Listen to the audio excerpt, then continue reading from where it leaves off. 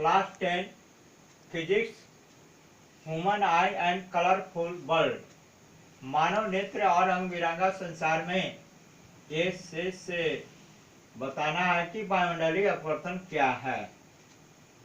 वायुमंडलीय अपवर्तन क्या है? वायुमंडलीय तापमान हमेशा असमान रहता है।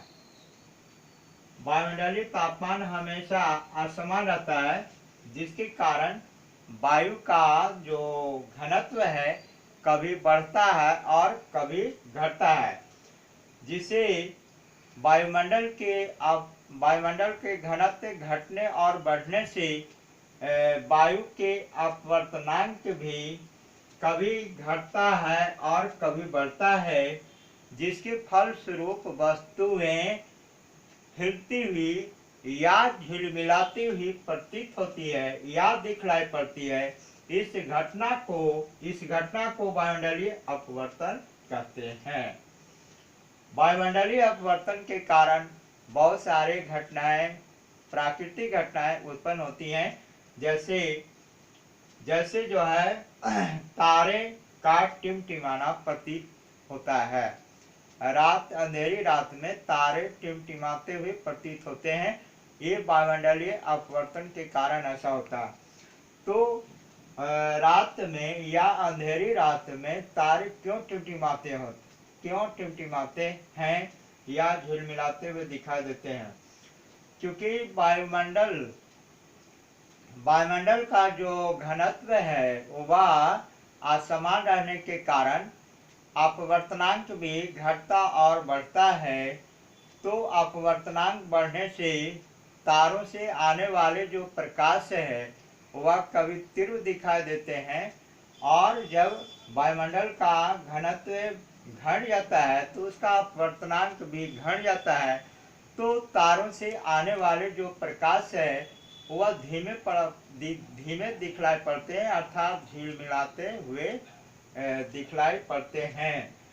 तो कभी अपवर्तनांक घटने या बढ़ने से तारों से आने वाले जो प्रकाश है वह प्रेक्षक की आंखों तक कभी कम और कभी अधिक दिखाई देता है।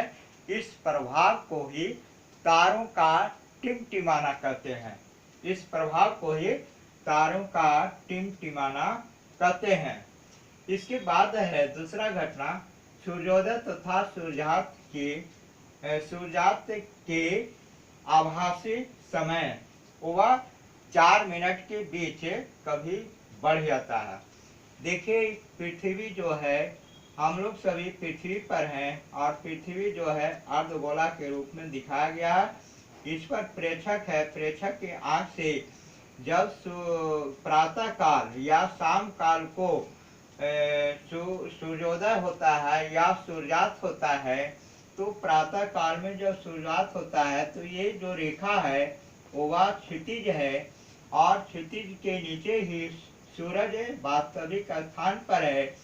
तो 4 मिनट पहले ही यह सूरज जो है क्षितिज से ऊपर उठा हुआ दिखाई देता है, जबकि सूरज जो है वास्तविक स्थिति क्षितिज के नीचे है। फिर भी वह वायुमंडलीय अपवर्तन के कारण उसकी आभासी स्थिति थोड़ा ऊपर उठा हुआ दिखाई देता है। तो यह भी वायुमंडलीय अपवर्तन के कारण ऐसा होता है। तो सूर्योदय और सूर्यास्त